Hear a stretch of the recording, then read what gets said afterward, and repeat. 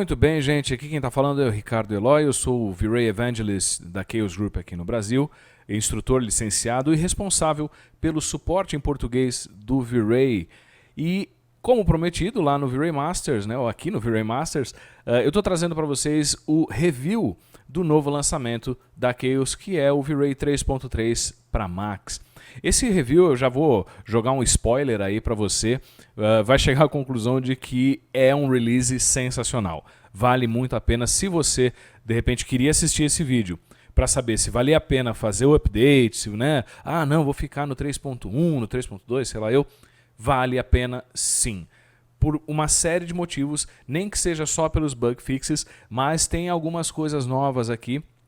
E eu fiz questão de deixar, de começar esse vídeo já com a tela, né, do V-Ray 3.3 aqui no site da Chaos, para falar um pouquinho sobre essas novidades. E eu vou dizer para vocês que as new features, né, que a gente vai cobrir aqui, as principais, são, para mim, pelo menos, são suficientes para um novo release. Na verdade, a gente poderia estar falando aqui de um V-Ray 4.0, de tão interessante que elas são, tá certo? Então, eu vou começar com a principal mudança, ou a principal novidade do V-Ray, que é o Variance Based Adaptive Sampler.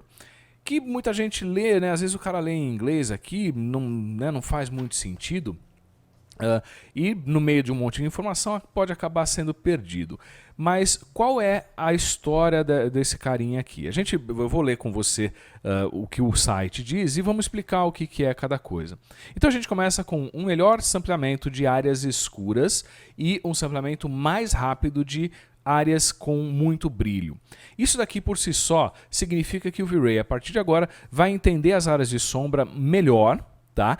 E que naquelas áreas com brilhos, né, que até aqui a gente tem no vídeo, né, de overview dele, a gente tem as áreas de brilho que a gente está acostumado. Todo mundo que usa o V-Ray sabe que quando chega na hora de renderizar esses brilhos aqui, ou áreas muito brilhantes, meu Deus do céu, era um Deus nos acuda, já não é mais. Então agora a gente tem áreas com gloss, né, com brilhos renderizando muito mais rápidos, o que é muito interessante.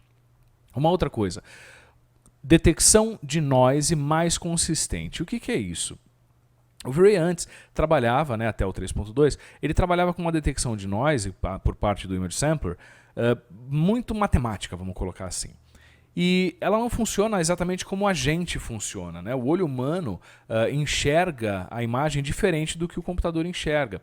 Então agora o V-Ray, com esse novo algoritmo, consegue entender a imagem do mesmo jeito que a gente. Isso, no final das contas, significa que a tua imagem vai ficar mais rápida ou mais limpa, muito mais rápido, porque o V-Ray vai limpar exatamente onde você percebe que o noise está. Então isso é bem legal. Uma outra coisa, a qualidade final da imagem agora é menos dependente das setagens de materiais e luz. Isso é sensacional. Por quê? Eu vou mostrar daqui a pouquinho, a gente vai passar para o Max, eu não vou ficar, obviamente, só olhando para o site para falar, mas o que acontece é que agora, por conta desse Variance Based Sampler, você pode simplesmente falar assim, olha, V-Ray, calcula uma imagem bacana. E ele vai calcular. E aí ele vai tirar das suas costas o trabalho de ir lá em cada material e ajustar subdivisões, em cada luz, ajustar subdivisões. Muito pelo contrário. Você simplesmente vai falar, ele vai ser meio que um piloto automático. A gente está falando aqui na Chaos como se fosse o piloto automático do V-Ray. Então isso é muito interessante e vai mudar o jeito que você trabalha. Também temos melhorias no sampling do Alpha Channel. Muita gente reclamava, né, sobre a qualidade do Alpha Channel e isso foi mudado, né, do canal Alpha, resultante da imagem, que podia dar algum problema, né, algumas diferenças. Então isso foi melhorado também, principalmente em cenas com Depth of Field e Motion Blur. Né? A gente sabe que os Render Elements do V-Ray já vêm com o Depth of Field e o Motion Blur aplicados. Né? Então quando você tem a sua câmera fazendo o desfoque, o objeto que está desfocado ele aparece desfocado também no Alpha Channel. Então isso também melhorou, o que está bem bacana. E ele funciona tanto no modo progressivo quanto no modo de buckets. Então vamos dar uma olhada, vamos agora passar lá para o Max e vamos ver o que isso quer dizer na prática. Olha só. Bom, para quem já fez o V-Ray Complete, eu tenho, que é o meu curso, né, aqui na Escola Méliès, que é o único centro de treinamento, inclusive autorizado de V-Ray no Brasil. nós temos a nossa shader ball, né, que é uma imagem, um objeto simples que a gente usa para fazer os testes de render. Então, antes de renderizar, eu já na verdade renderizei, para a gente não perder tempo durante a gravação, mas eu estou aqui com as configurações padrão do V-Ray. E você vai notar, eu já deixei aqui no jeito, que quando você vem para o Global DMC, você vai perceber que existe agora uma opção chamada Use Local Subdivisions. E ela está desligada por padrão. E isso é um negócio que tem uma implicação enorme. Por quê? Porque se você vier aqui, por exemplo, numa luz, sei lá, vamos pegar aqui uma V-Ray Light. Eu tenho aqui, ó, as subdivisões dela totalmente canceladas, como você pode perceber. Eu não tenho mais esse controle. Quer dizer, eu até tenho, eu posso vir aqui, ligar o Use Local Subdivisions e continuar trabalhando do mesmo jeito. Aliás, isso é um negócio muito interessante. Por quê? Se você, de repente, fala assim, eu fiz fiz o update aqui, eu estava com uma cena que já estava no meio do caminho, né, um trabalho que já estava rolando. Se você abrir essa cena antiga no V-Ray 3.3, ele vai falar, olha, essa cena foi feita num V-Ray mais antigo. Você quer manter as configurações para poder continuar trabalhando? Se você mantiver, vai vir isso aqui ligado e todo mundo do mesmo jeito que sempre foi e você vai conseguir o mesmo resultado no mesmo tempo, tudo igual. Agora, quando você desliga isso daqui, você vai perceber que tanto as luzes, quanto os materiais, quanto todo mundo vai vir sem a subdivisão. Porque quem vai matar essa história agora, quem vai mandar nessa história, é esse pessoal aqui. Então, eu já fiz aqui alguns renders, como eu falei, vamos pegar aqui o meu frame buffer. Eu tenho aqui 3 renders, tá? Como você pode perceber. E aí tem algumas coisas interessantes neles. Eu joguei o GI com Brute Force Light Cache, eu não mexi em absolutamente nenhuma configuração, até porque, repito, né, pelo fato de a gente agora estar com o sampler novo, eu não tenho acesso, eu não estou acessando mais as subdivisões. Então, o próprio GI, o próprio Brute Force, não tem mais nenhum tipo de mexida que eu posso dar aqui. E o Light Cache também está normal, né? Ele está completamente padrão. Quando eu renderizei essa primeira imagem, você vai ver que ela já saiu, e isso é muito interessante, com muito pouco noise. Ela saiu muito pouco granulada. E ela tem depth of field, ela tem aí tudo aquilo que você espera de uma cena complexa, né? O meu material tem glosses e é interessante notar que esse material, olha só, da mesma forma que a gente já falou para o restante, eu também não estou controlando mais a subdivisão dele, ó, como vocês estão vendo. E aí o que acontece? O resultado, por si só, já de cara, já saiu muito legal. Ele já saiu muito aceitável. E essa é a ideia, a partir de agora, com o V-Ray. Em que você possa simplesmente, né, out of the box, né, como eles falam, você pega uma cena, coloca luzes, manda renderizar e ela já sai com uma qualidade boa. É isso, a ideia é essa. O meu render demorou 5 minutinhos, tá? Eu estou aqui com o octa-core, ele demorou 5 minutinhos. E uma coisa que a gente vai entender, que vai me ajudar a entender como é para trabalhar agora com esse cara, é o sample rate. Se você olhar aqui para mim, o sample rate está com bastante azul, né? E algumas áreas vermelhas. Só para a gente lembrar o que isso significa.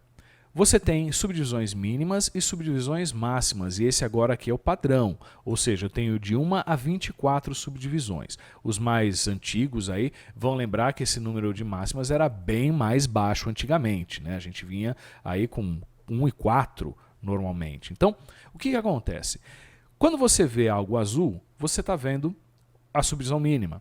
E aí, cada tom diferente, até chegar ao vermelho, vai representar, digamos assim, uma subdivisão nova, uma subdivisão mais alta. No vermelho, eu tenho a subdivisão máxima, ou seja, nos locais de brilho, como você pode perceber, eu tive 24 subdivisões acontecendo aqui. E aí, o que eu vejo de resultado? O que isso significa de resultado? Significa este nível de noise, de ruído na minha imagem, que já não é inaceitável, né? Muito pelo contrário, já é um nível bem bacana, já poderia rolar perfeitamente. Mas, de qualquer forma, vamos ver como é que a gente pode melhorar isso.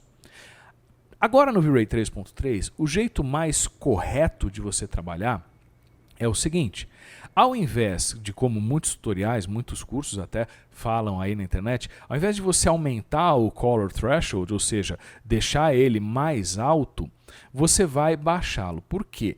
Porque olha só que interessante, eu vou botar 0,1, tá?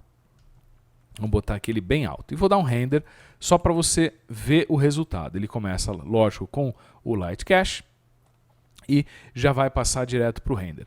Esse meu render está bem rápido, como você pode notar, e extremamente lotado de noise. O resultado do sample rate, como você pode perceber, é tudo azul. Exatamente por quê? Porque ele não conseguiu qualidade suficiente, ele se contentou, vamos chamar assim, com uma qualidade bem ruim, tá? Se eu tivesse que chutar, eu diria que de 1 a 24 ele deve estar chegando a 3, 4 no máximo, né? E olhe lá, então ela ficou inteira azul. Como eu disse, muita gente considera que a imagem tem que ficar toda azul, e não é isso. Agora a ideia não é mais essa. O que eu vou fazer? Eu aqui, ele vem de novo, né, com 0,1, eu baixo esse cara para 0,5, ou seja, pela metade. O resultado vai ser esta outra imagem aqui, deixa eu carregá-la, ó, que foi essa daqui, em que eu tenho muito mais gente aqui chegando, né, no resultado mais alto, na subdivisão mais alta. O resultado visualmente é esse daqui, bem mais limpo. Ó. Se a gente for comparar, eu aqui com 0,01, ela fica bem granulada, ou nem tão granulada, né? Porque imagina com 1 aqui ela ficou ridiculamente granulada, mas com 0,1, ou 0,01 melhor dizendo, ela já ficou granulada, e com 0,005 ela ficou bem menos granulada, ela já ficou bem mais limpa. E aí o que acontece? Qual que é o meu próximo passo? Você pode ir diminuindo o color threshold. Quanto menor ele for, mais limpa ela vai ficando.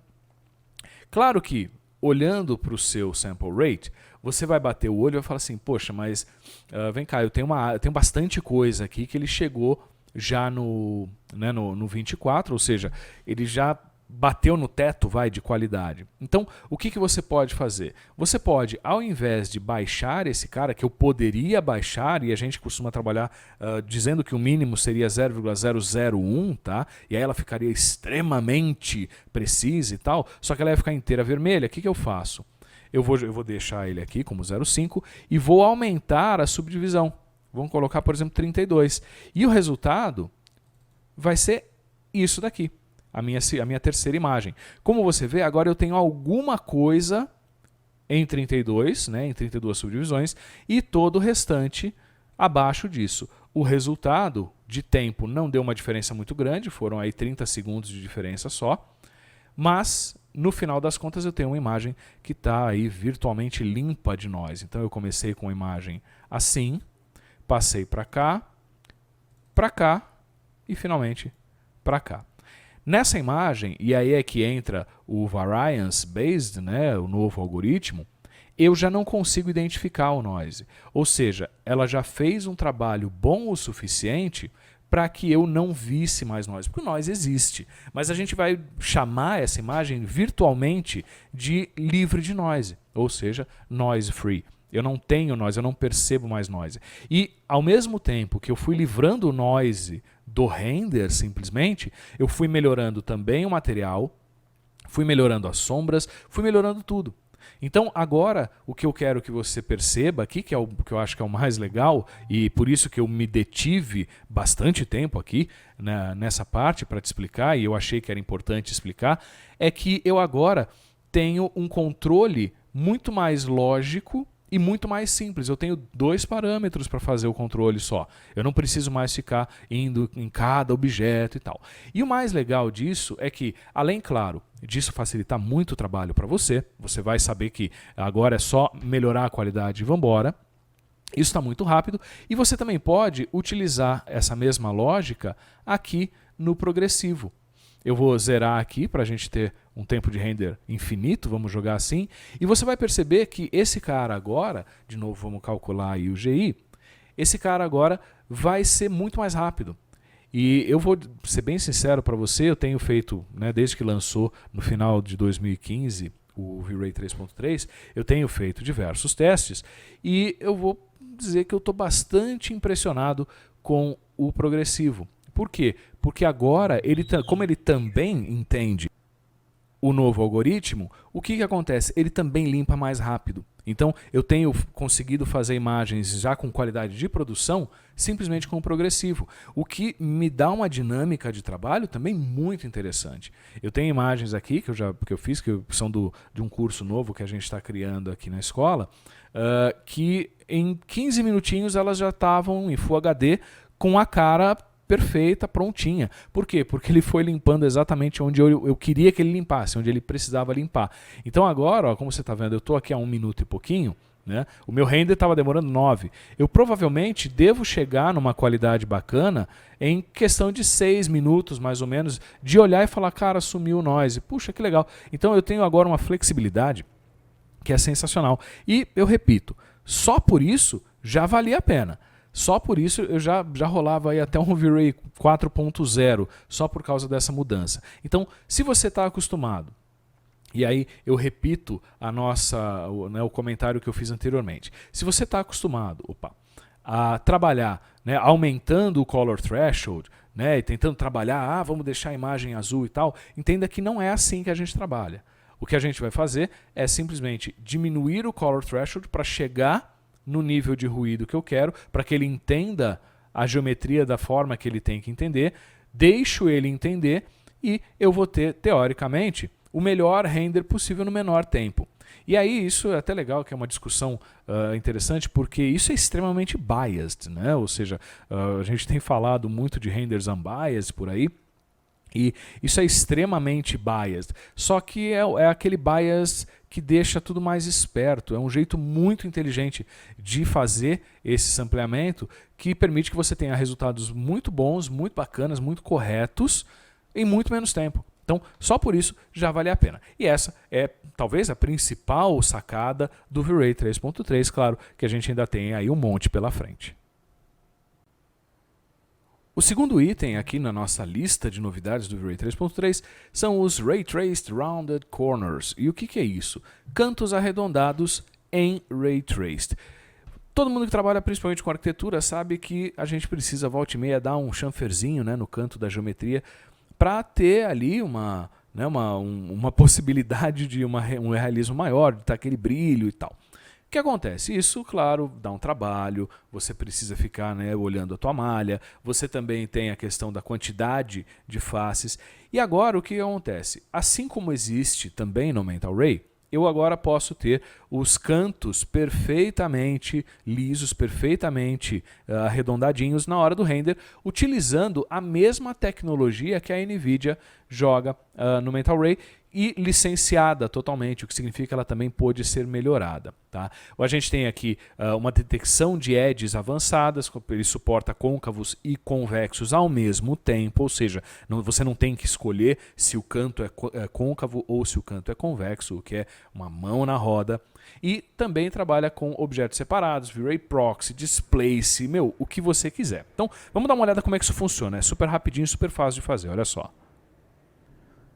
Fiz uma ceninha muito mais simples aqui, né? Só um box em cima de um V-Ray plane e botei uma bola aqui em cima.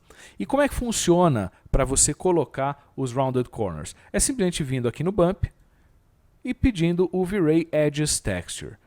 Quando você joga isso, a gente antigamente usava essa técnica como um migué, né? A gente criava esse cantinho arredondado meio miguelado, né? Era meio falso. Como todo mundo fazia isso, o pessoal lá daqueles falou assim, quer saber, vamos dar uma ajuda para o pessoal. Então olha só, eu começo com Rounded Corners aqui e raio.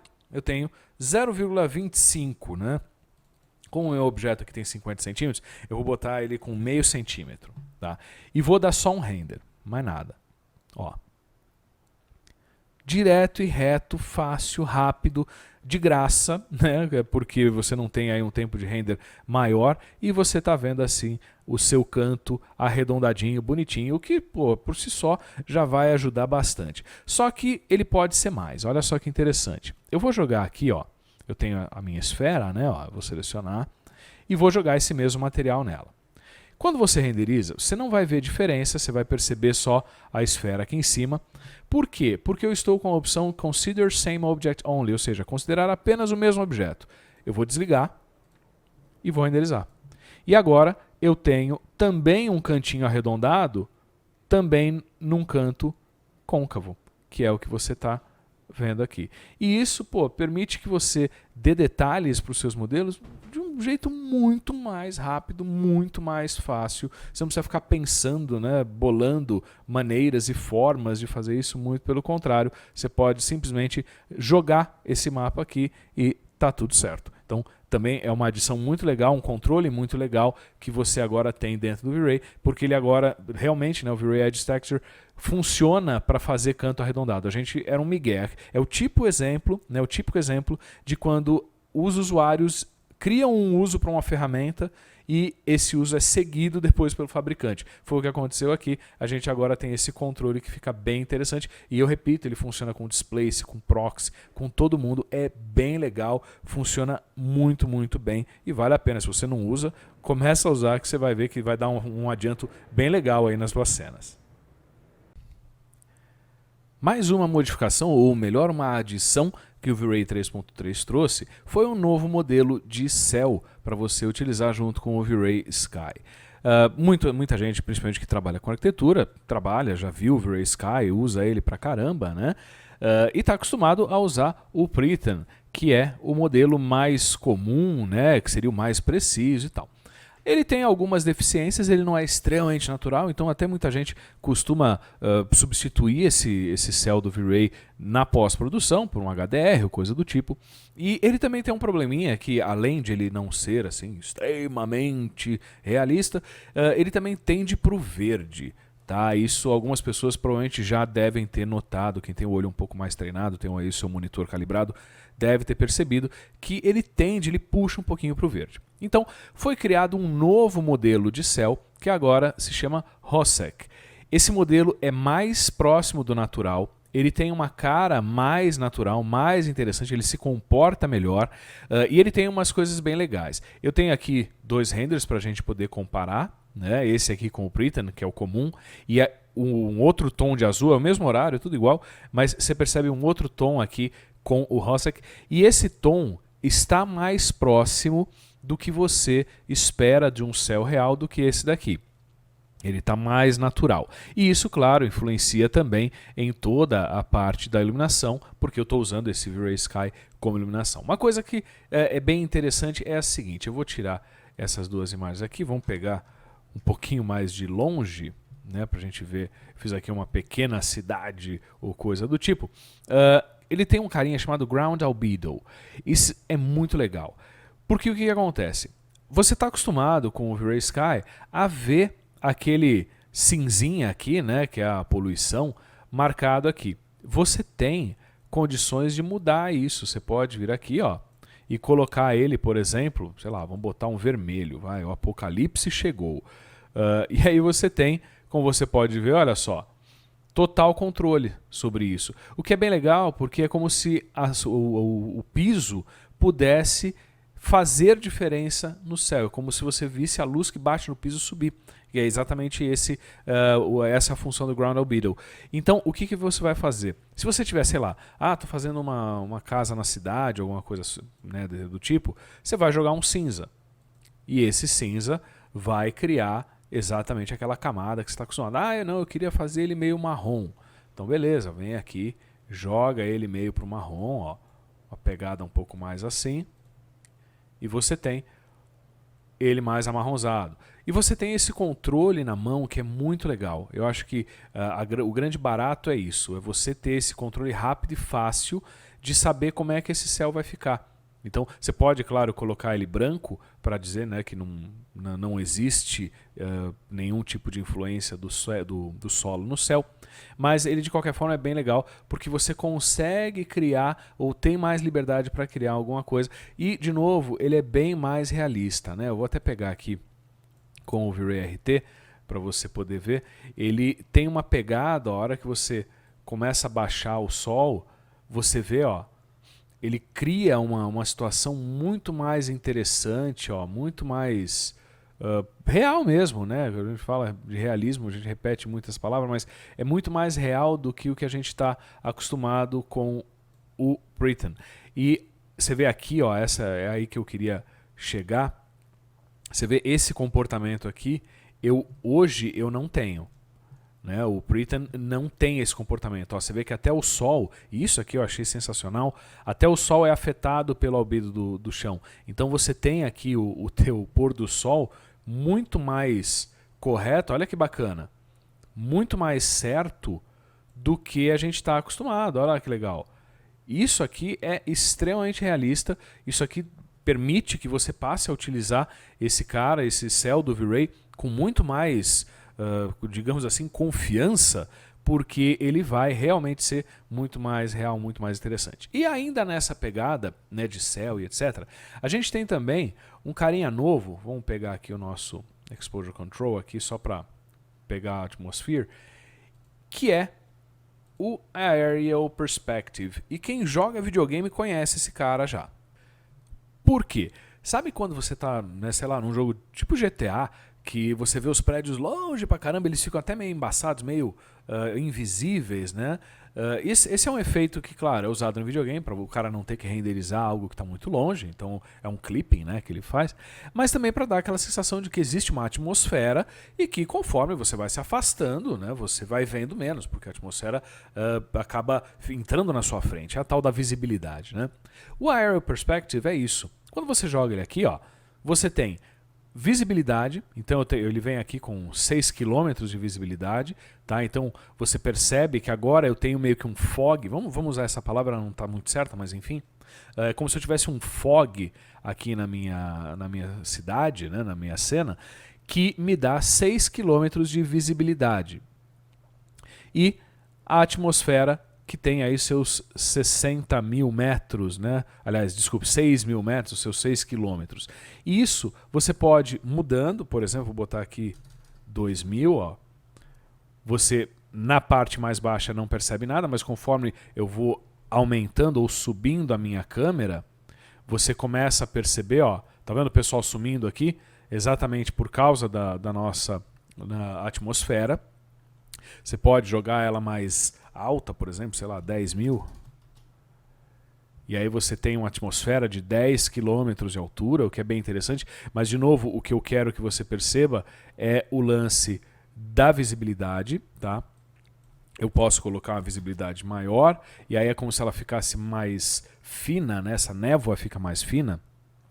Eu posso também pedir para ele fazer diferença, né, com a nossa atmosfera. Então aqui agora eu realmente tenho como se fosse aquele smog, né, que você tem, né, tipo na China, né, que é aquela coisa, aquela camada de poluição que até chega a afetar a iluminação. Olha que interessante. Tá? Então esse cara aqui é bem legal porque ele é praticamente gratuito, tá? Ou seja, você tem aí um efeito atmosférico que não demora para renderizar, muito pelo contrário, é super rapidinho. Então minha sugestão, em cenas externas, vale a pena você colocar esse cara, padrão mesmo, tá? Não precisa mudar. Mas vale a pena, principalmente quando você está fazendo cidades e tal, porque você ganha aquela profundidade, sabe? Que é bem mais interessante. E de novo, você pode fazer mudança, você pode deixar esses raios, né, ela mais clara, fazendo com que a luz rebata mais nesses raios, ó. E aí você vê que ela fica mais clara também. Então isso daqui, normalmente eu considero como muito mais empírico, né? Aquilo que você quer que ele faça ou como ele fique. Você vê que eu aumentando a visibilidade, ele fica mais suave, né? Eu diminuindo a visibilidade, vou botar 10 metros, ninguém se enxerga, né? Então é bem interessante. Eu acho que é o tipo de coisa que muita gente costuma fazer na pós-produção. Você vai fazer, sei lá, aqui eu poderia fazer uma cena mais, né, de manhãzinha, né, para dizer que tem aquela neblina e tal. E, pô, eu não preciso ficar gastando tempo de render, né, para ele calcular scatter de luz, etc e tal. Eu posso muito bem fazer isso, entre aspas, fake, que funciona perfeitamente. E você tem aí um resultado bem bacana, bem interessante, de novo, né, barato, porque você não tem aí nenhum problema, nenhuma situação aí que você fala, meu Deus do céu, meu render está demorando, você está vendo que eu estou fazendo, inclusive, ele direto no RT, e ele está funcionando maravilhosamente rápido. Então é a mesma coisa. E pô, é um toquezinho bem legal que dá para você colocar aí nas suas imagens, por exemplo, né, para quem trabalha com arquitetura, nas imagens externas. Já no campo dos materiais e texturas, o V-Ray 3.3 agora vem com um carinha chamado Triplanar Map, que é sensacional. Olha só, peguei aqui uma esfera, tá? Um material simplesmente com um mapa de concreto no diffuse, ó. Nada demais, muito pelo contrário. Vou aplicar e você com certeza já teve esse probleminha aqui. Tá? É claro, eu peguei uma esfera, mas bota aí o objeto que você quiser. O que acontece? Isso daqui se dá por conta do mapeamento. Eu precisaria, na real, criar coordenadas direito para isso, né? Porque pô, fica muito feio você ter essa distorção do mapa. E o que eu tenho agora? Eu tenho o mapa triplanar. E o mapa triplanar, na verdade, é o quê? É como se eu desse um mapeamento do tipo box aqui, tá? Ó, se eu vier aqui no VW Map, eu desse um box para ele, você teria um mapeamento melhor, só que como você pode perceber, existem uma série de erros, né? A hora que a gente renderiza isso, vamos dar um render aqui, ó, você vê uma série de emendas que fica meio bizarro, né? Não é o que a gente quer. Então o que acontece? Com o Triplanar Map, eu tenho a opção de criar isso sem emenda. Olha que fácil. Eu vou copiar a mesma esfera, tá? Para você não achar que eu preparei. Vou copiar o mesmo material. Só que aqui, ó, no Diffuse, ao invés de colocar o mapa direto, eu vou substituir ele pelo V-Ray Triplanar. Então vem aqui, ó, ou triplanar, se você preferir. Clicou, vou manter o mesmo mapa, tá? E direto e reto, ó, só vou aplicar. Só botar um nome diferente, né? Aquela mania de não botar nome no material. Você não vai conseguir ver ele na viewport, tá? Normal. Mas a hora que você der um render, automaticamente ele já se ajustou. Olha que coisa, né? Que difícil isso. É legal que assim você consegue, inclusive, criar para cada eixo, né? Então você tem aqui o Z, o X e o Y. Você pode colocar texturas diferentes, então dá até para você juntar texturas diferentes, o que é interessante. Mas para mim ele funciona melhor com uma única textura, né? Com o Same Textures on All Axes. Por quê? Porque aí ele cria um blend entre elas, o que é muito louco. Eu tenho aqui a escala, você pode aumentar esse número e aí você, né, ao contrário do que você espera, diminui o tamanho do mapa. Tá, o que é interessante também, é bom, é meio pegadinha, né? Então é legal lembrar. Eu vou colocar ele, por exemplo, 0,1. E aí eu tenho uma repetição um pouco maior. Quando eu faço essa repetição, você consegue perceber as linhas de repetição aqui, ó, elas estão bem visíveis. Por quê? Eu só preciso aumentar o blend. Então se eu puser, por exemplo, 1 de blend, eu já começo a ter um efeito mais interessante. Agora, tem uma coisa mais legal ainda. Você pode dar offsets e rotações para essa textura para ela ficar mais natural, para não parecer repetido. E o que eu acho mais louco, pode ser randômico, que isso aqui que é o legal. Você vai jogar todo mundo randômico e quando você renderiza, ele faz isso do jeito mais maluco possível, mais dele possível, o que permite que você tenha aí um render, né, uma cara para sua textura bem mais natural. Então a gente percebe, vou jogar eles dois aqui rapidão um do lado do outro, né, para a gente poder ver isso melhor. Deixa eu chegar aqui assim. Que você tem aí um resultado mais natural, né, sem essas distorções, sem, na verdade, ter quase trabalho. Você pode aumentar esse cara até 1, pode colocar ele, por exemplo, metade, botar meio aqui, e ir acertando até você perceber como né, que sumiu essa junta. Enfim, de qualquer forma, você tem aí essas opções para poder trabalhar e é muito interessante, é muito simples e como eu estou dizendo, né, a gente não precisa nem, você não precisa nem pensar muito, né? Você pode até é só a única coisa que eu não costumo ligar é o Random Access, porque aí ele usa a rotação por um eixo, né, X, né? Ele que resolve o eixo e isso pode ser meio esquisito dependendo do tipo de material, o tipo de objeto, tá? Então eu costumo deixar esse cara desligado. De qualquer forma, é um cara bem legal. Você que trabalha com arquitetura, quando tiver aí um material que precisa ser repetido, mas que, né, você precisa aí de de uma cara um pouquinho mais orgânica e tal, você não precisa mais abrir malha, você não precisa fazer nada disso. Simplesmente joga esse cara aí, manda renderizar e ele faz isso para você, o que é bem interessante, eu repito, né? A gente vai acertando os parâmetros, claro que cada textura é uma textura, ó, você percebe que conforme eu fui diminuindo esse cara, o blend começou a funcionar melhor, exatamente porque agora ele tem menos repetições, né? Mas você pode aí brincar com isso, botar 0,05, sei lá, ó. E você vai acertando umas imagens bem interessantes, bem mais naturais, para fazer pedra, para fazer objetos orgânicos de madeira, ou seja lá o que for. Pô, funciona lindamente. E é super simples, super ridículo de trabalhar. Mais um carinha que recebeu aí um update bem legal foi o V-Ray Clipper. Para quem não sabe, o V-Ray Clipper é um carinha que faz o corte da sua malha na hora do render. Então você cria ele aqui, posiciona ele, por exemplo, sei lá, aqui, né, nessa altura, dá um render, vamos colocar aqui, ó. E você vê ele cortado. Ele tem uma vantagem enorme, né, em relação a outros métodos, que é o fato de que ele já tampou aqui a minha geometria, ele me permite, inclusive, controlar, ó. Eu posso colocar ele com uma cor, eu posso colocar ele com um material, eu posso vir aqui e falar que ele tem que usar o material do objeto, né? Então, quando você faz esse render, ele vai usar o material do próprio objeto, tá vendo? O que é bem interessante. Ou então você pode até aplicar você mesmo um material no objeto também, no próprio V-Ray Clipper, ou então uma cor, enfim, dá para fazer o que você quiser, né? Eu vou até jogar aqui, sei lá, vou botar ele preto. Então você consegue fazer, ó, o que você quiser com ele. Pô, baita ferramenta, super legal. Só que agora ele tem essa opção aqui, que é o Mesh Mode. E o Mesh Mode permite que você faça operações booleanas na hora do render. Cara, isso é sensacional. Pensa o seguinte, eu vou pegar aqui vou pegar uma esfera. Vou criar essa esfera aqui assim. Vou posicionar ela mais alto aqui, ó, por exemplo, tá?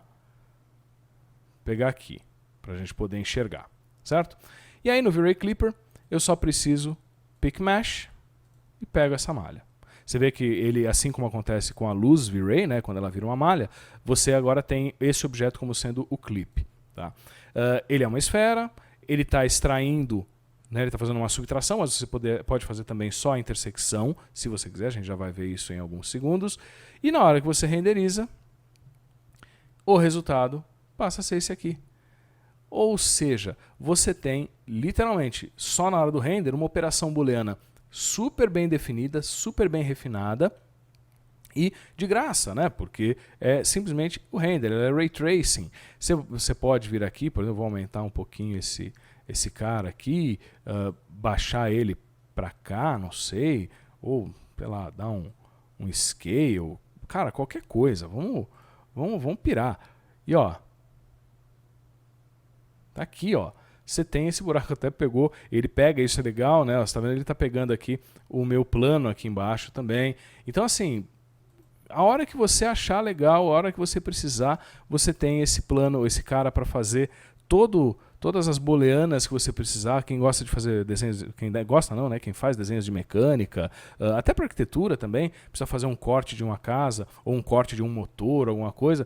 Isso aqui tá pronto, cara. Isso é muito legal. Você pode, inclusive, pegar aqui, vamos voltar no V-Ray Clipper, mudar o modo para intersecção, né? E aí ele vai mostrar só a intersecção do objeto com a esfera, tá vendo? Ó?